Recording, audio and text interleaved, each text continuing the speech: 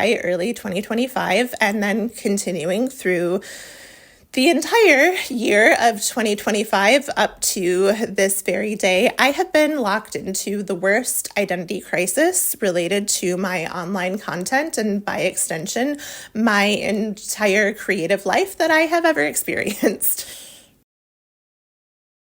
So what you're about to see today really is the result of a note that I left to myself that says, thinking versus doing, August 14th.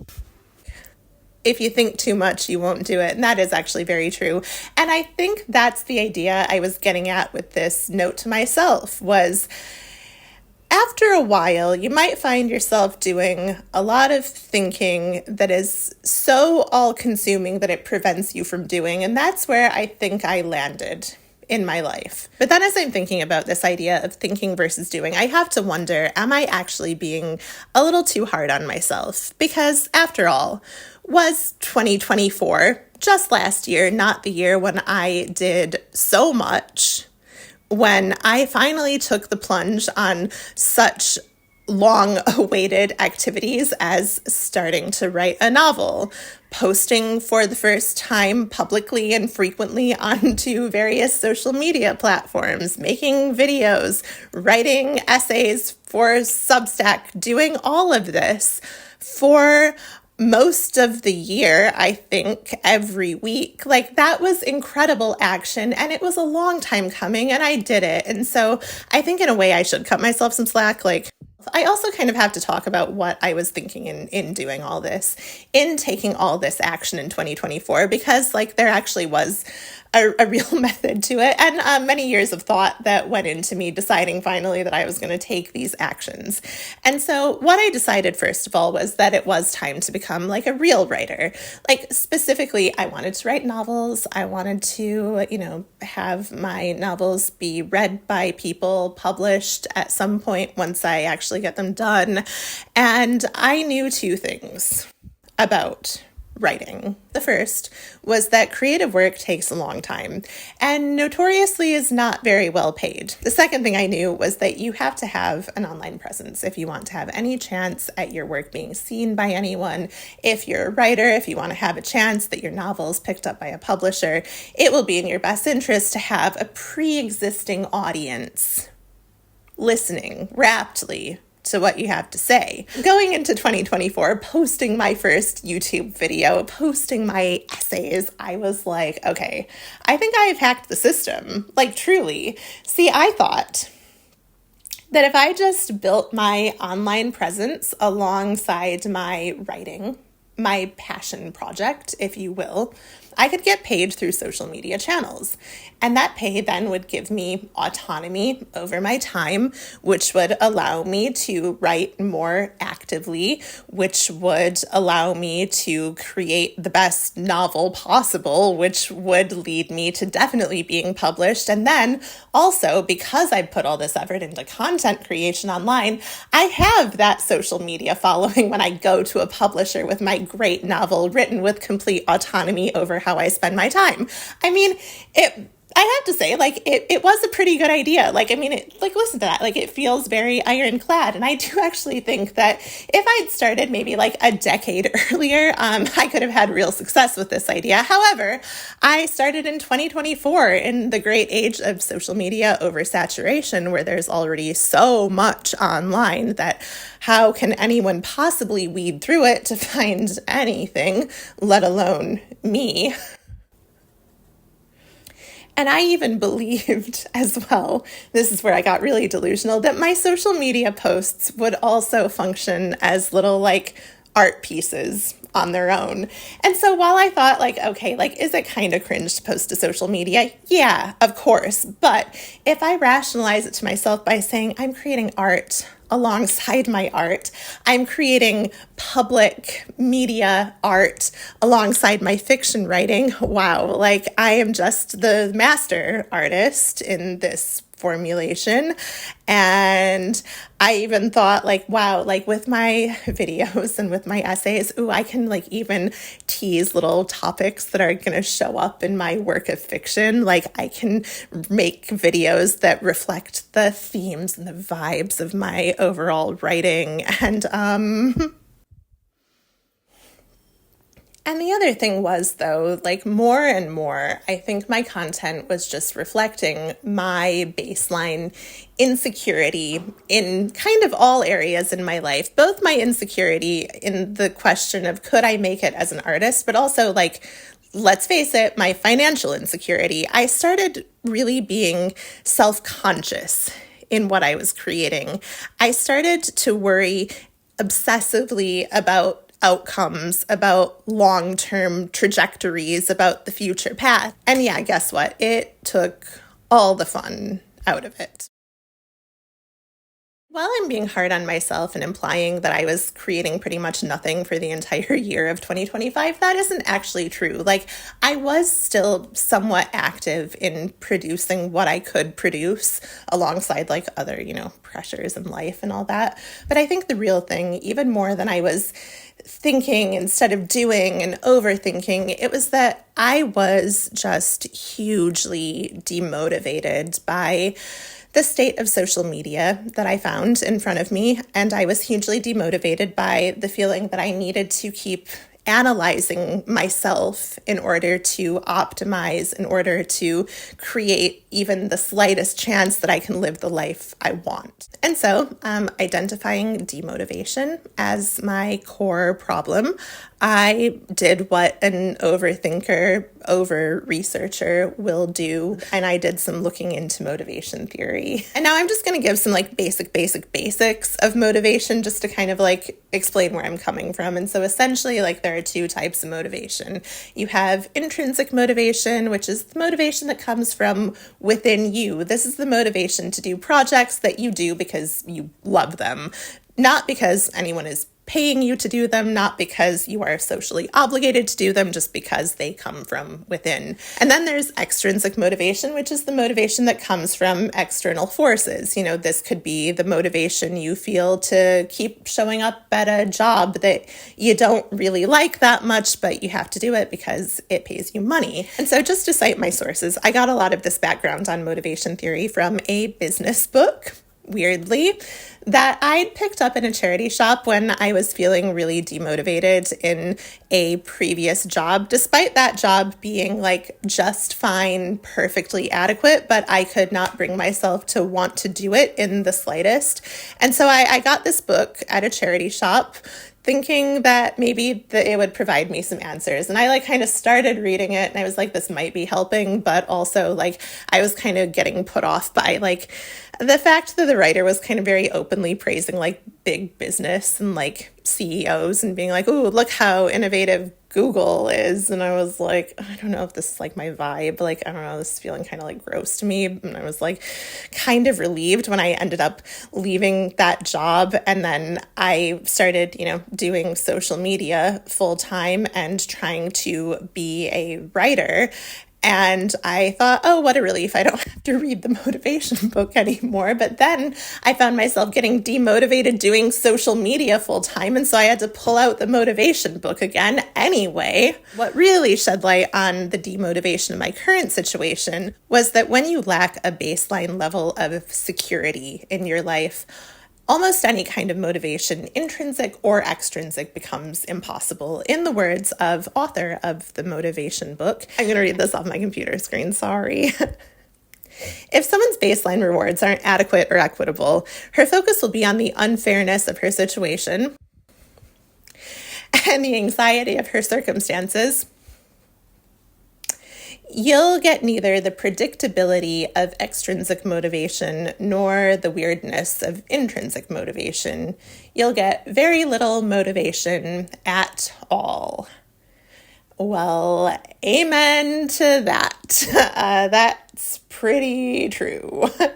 Now, the nature of the big social media platforms like, let's say, YouTube or TikTok is that they promise you that you can have that financial security potentially if you just make that first post and then keep posting consistently for a while, and then theoretically the riches will come. The viewers will find you. They will be drawn in by your impeccable style and personality, and you will never have to work a 9 to 5 again in your life. And I mean, that is like a very appealing offer, especially to someone who wants to be like a creative. And you're like, oh my God, I can get paid to do something that's kind of like creative looking. And then maybe also I can free up time to do my other creative work. Perfect. And so like when I started doing social media, like in a really intensive way, I chased this promise of financial reward with an intensity that I have never experienced before or since. Like I was posting every day for a while. I was posting about my daily life, my routines, my writing, my outfits, what I cook, how I entertain myself, topics that are preoccupying me, philosophical reflections on various things related to creativity and creative employment and art and how to be a good artist and all that. And it was crazy. And in a way, did it make me feel ultimately less creative? Absolutely it did. And that completely, again, squares with motivation theory, which is like when we're offered that reward, particularly that financial reward, it does make us work faster and harder. As Daniel Pink says in the book, it makes us work harder by narrowing our focus, but that also limits creative thinking. And so while I was in the process of posting all this stuff and trying really hard to be as creative as possible and seeing it as my ticket to future creativity, I remember feeling less creative than I had ever felt before in doing this and feeling really frustrated with myself because I was like, well, this is supposed to be a creative project. Why am I not being creative? And then of course also, as you know, anyone can probably tell from my case, the success was not forthcoming. And without success, the fundamental demotivating state of insecurity really took hold. I started with insecurity, but a drive to create something and to create something worthwhile. And I think I was left with ultimately, it felt like nothing, that I had put all this effort in and I had summoned all of my reserves of intrinsic motivation. I had acted according to the dictates of the external motivating force, and yet still nothing was taking shape. And I became so frustrated by the lack of outcomes. I just needed something to happen, but I couldn't figure out how to make something happen. But then I also kind of felt like I needed to keep pushing. And I kept asking myself, well, like, what if the money did come?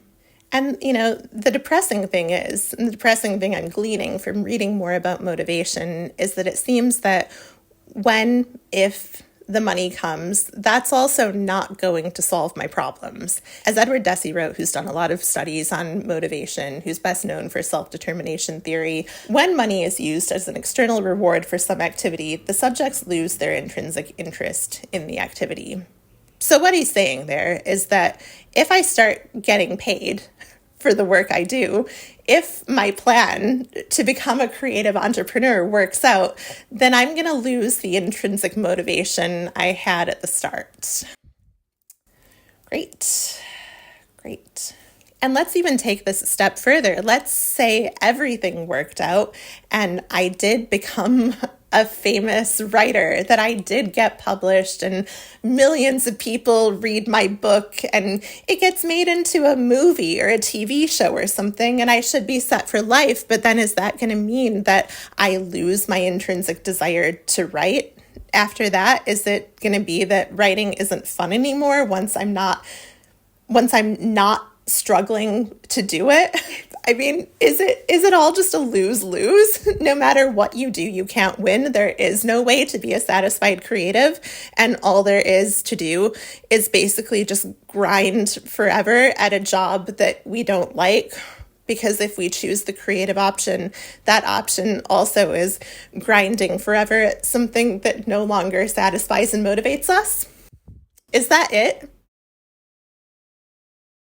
And I suppose it is somewhat true that any joy in creating will fall at some point to economic pressures. And it's not just the individual who loses, it's also society who loses. This has been the trap of mass media for a long time. Writing back in 1944, Theodor Adorno and Max Horkheimer examined the rise of mass culture, commentating on how it didn't lead, as might be expected, to a state of cultural chaos, but instead to mass distribution of media that puts the same stamp on everything. But also certain things have changed. And now, back in 1944, Adorno and Horkheimer wrote, "The technical contrast between the few production centers and the large number of widely dispersed consumption points is said to demand organization by and planning by management." So what they're really saying here is that the nature of mass media at the time of their writing was controlled by management, a production company, a publishing house, a record label, potentially. I don't know, what did they have? Yeah, they had records in the 40s. What am I talking about? Of course they did. And those dictated the narratives produced by mass culture, and they reflected oftentimes the interests of the ruling classes, the narrative that the ruling classes wanted to put forth. And now today, with social media as a primary means of mass media distribution, we have a bit of a different circumstance where there are many production centers. It's almost like every individual person has the potential to be both a point of consumption, but also a point of production. We're all producing culture and we're all consuming culture that others of us have produced. And some of us become more popular than others through the nature of the algorithm. But really, the algorithm is just reflecting what people like to see. And so, in a sense, is this not just like the democratized ideal? And yet it can be argued, and I've seen it argued, that this same flattening, this same descent into sameness is happening on social media just in the way that it's happened to mass media in the past and in the present. We're still seeing the recycling of familiar forms on social media. We still have certain aesthetic conventions that we feel that we need to adhere to, certain quality markers to get our content seen. We learn to talk about topics in particular ways using particular tones of voice and rhythms and intonations, and then we edit them using particular forms. We insert little meme-based jokes into video essays in the way that we've seen other people do it. You start to feel like you've seen everything before. And I mean, this kind of brings me back. I wasn't actually going to talk about this, but now that I think, now that I'm like chatting here, I'm like, yeah, like there was this time over the summer when like I accidentally got like really high after taking like 4 gummies for some reason, because it was like my first time like really like truly properly experimenting with like taking gummies. And like I took 1 and I'm like, I'm not feeling anything. And I took 2 and then I was not feeling anything. And I'm like, you know what? I'm just going to take 2 more. That'll make me feel something. Oh yeah, it definitely made me feel something. Like it made me feel like I transcended into a different reality where time didn't exist. And like in that new reality that I had entered, I went on TikTok, which was then probably a mistake. And I had this overwhelming feeling, sirens, and had this overwhelming feeling that every single video I had seen before. And that may have been true. I also count myself as like completely guilty in this flattening of forms. I don't think I'm doing anything innovative, I'll tell you that. Ultimately, the experience for most of us is kind of a drive to produce for platforms within a certain time frame so that you can increase the likelihood that your content is going to be favored by the algorithm. That's the reality. There's the need to provide value to an audience, while also, like lately, it seems the focus is on being authentic, even though it seems like you really can't be fully authentic on social media. Like, everything's a performance at the end of the day. Like, I'm trying to be fairly authentic here, but I still am very aware that I'm talking to a camera. Even if I am doing it alone in my living room, I'm still, like, the audience is still in my head, even though I don't know who the audience is. I can sense it. You know, I can sense it. And I know that what I'm ultimately going to do when I edit this is try to edit it according to an accepted video essay structure.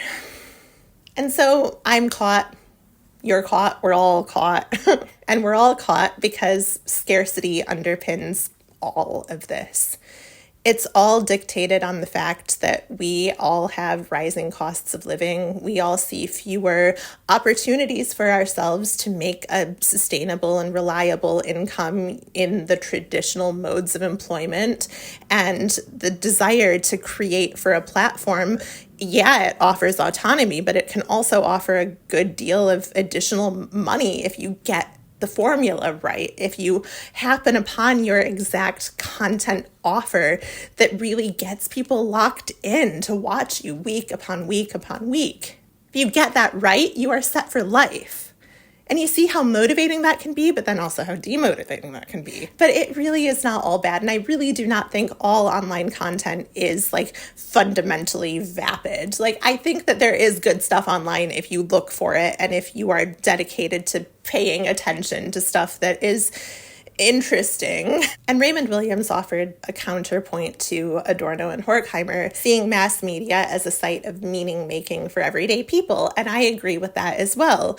I think with each time we think about how can I portray my life for social media, even if it isn't the most authentic thing, we're still making a form of meaning. We're still projecting something of ourselves into the world, even if it's the self we want to be, but are not quite completely. There is meaning here. And I think it's just that two things can be true at once. Like, we can make meaning on social media while we are also, in many cases, being exploited by platforms and having our data harvested. That's what we have going on. And it's easy to just like blame the algorithm and say, oh, the algorithm's bad. The algorithm doesn't favor me. But yeah, at the end of the day, like, I think much of the algorithm is what do people give their attention to. But I'm really left with the question of whether all this means that social media is really just, a scam for a new creator trying to make something new in a difficult economy. If it's a scam because everything is already oversaturated, the actual chances of being one of those successful ones are dwindling ever more. Like, I wish, like, almost every day that I would have started posting YouTube videos when I first had the thought to do it in 2013 or 14, but I didn't because I couldn't foresee the way life would go or the way things would develop for me. And it's only in hindsight that I'm like, yeah, that would have been easier. It would have been less saturated. Probably I could have found more easily an audience for my ideas. I wouldn't have just been more white noise in a sea of white noise. And yet the thought that sticks with me is that I know I could quit, because I do, in fact, believe that this social media stuff could well be a scam. And I do know that it could be a lose-lose in terms of my motivation, and it could just be a vast loss of time, a huge expenditure of effort aimed at nothing. But really, realizing that social media is actually not really a place for art is giving me a strange kind of hope. And it's, in a way, sort of starting to free me from the overthinking impulse. This idea that maybe it doesn't have to be art.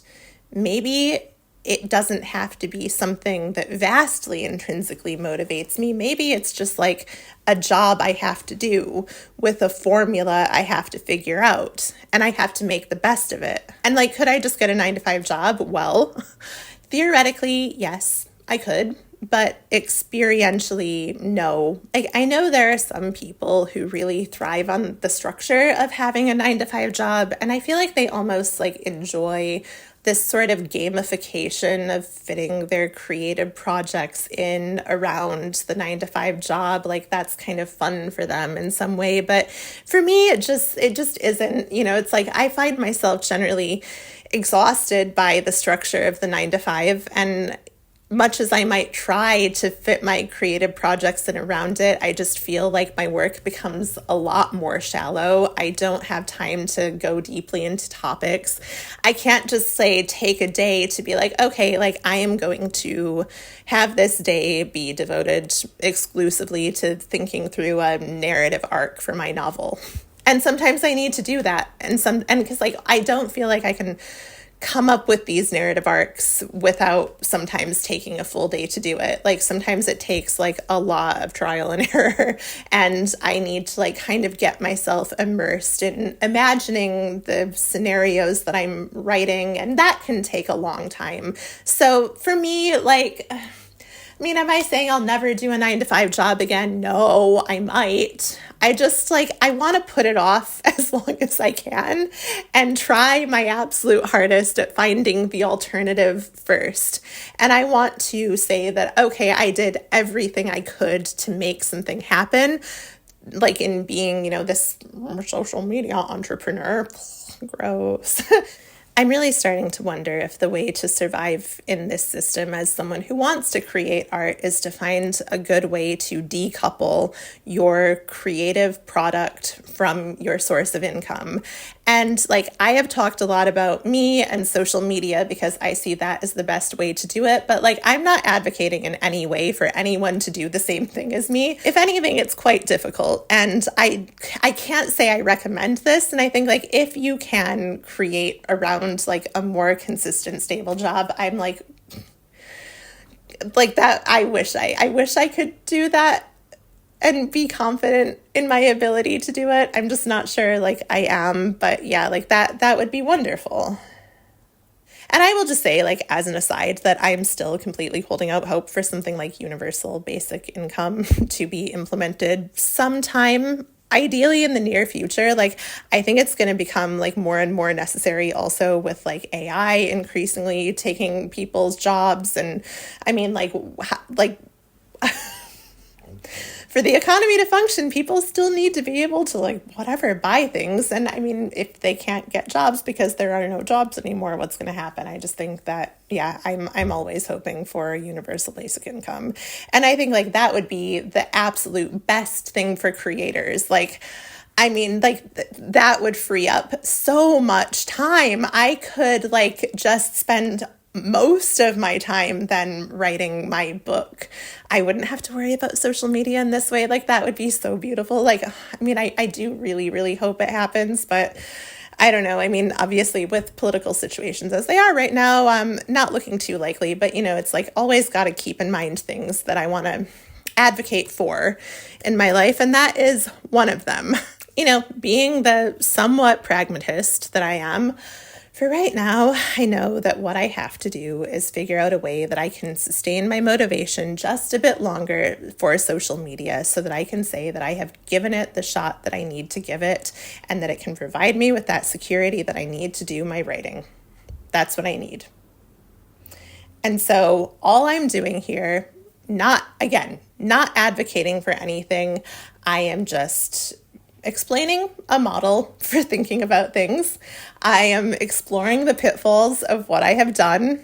And next, I'm going to get on to proposing a few solutions that I think I'm going to be implementing in my own life with regard to my demotivation and incredible insecure identity crisis related to my creative work. So there are a few things I want to do to shift my thinking related to all that I am attempting to do. And the first, this is going to sound super trite, but the first is trying to get back a little bit of that intrinsic motivation that I once felt for creating online content. And now what I'm proposing to myself here is that I want to adopt more of an I get to mentality as opposed to an I have to mentality. Because more and more lately, with the drive to get some financial security, I have been very much in an I have to do this mentality. But you know what? Like, I could also think about it in terms of I get to do this. I get to take a topic every week and dive into it a bit. I get to think about how I can frame it in a way that's interesting, entertaining, helpful, funny. Who knows? It could be anything, but I get to do that. And that is still exciting for me. Like, I do ultimately love ideas. I love to go through philosophical musings and think about how the world works. Like, I love that. And like doing this is so much better than doing any kind of normal job I've had. So if I can get that motivation back, I think that I could really like have a bit more of a sustainable model for just like showing up here from week to week and having fun with it again. Because I think like I just haven't really been having a lot of fun lately. The pressures have been pretty high.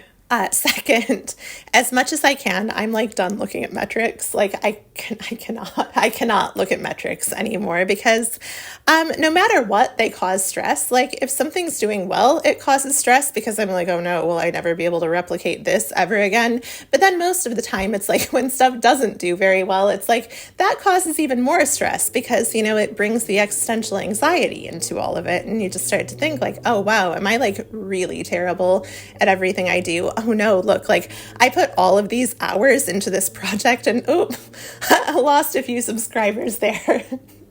Everyone hates me. I am the worst person. All of my ideas are terrible and I don't know why no one told me this before. I mean, but like actually, like obviously, like I understand that people do unsubscribe from stuff all the time. I have done it too, and it's like sometimes not personal, sometimes it probably is. I don't know.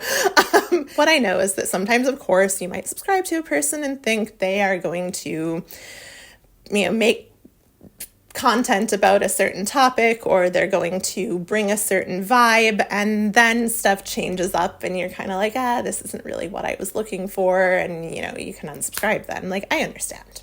I get it. I mean, obviously it does hurt though. It does hurt. And I think like, you know, I'm not one of those people who responds well to like criticism. I mean, I respond okay to criticism, but like, I guess I'm not one of those people who really like does well with kind of negative motivations. Like I'm more like, I need to have like praise to keep me going, which is like annoying in a way, but you know, we all have our character flaws, and I guess that's one of mine.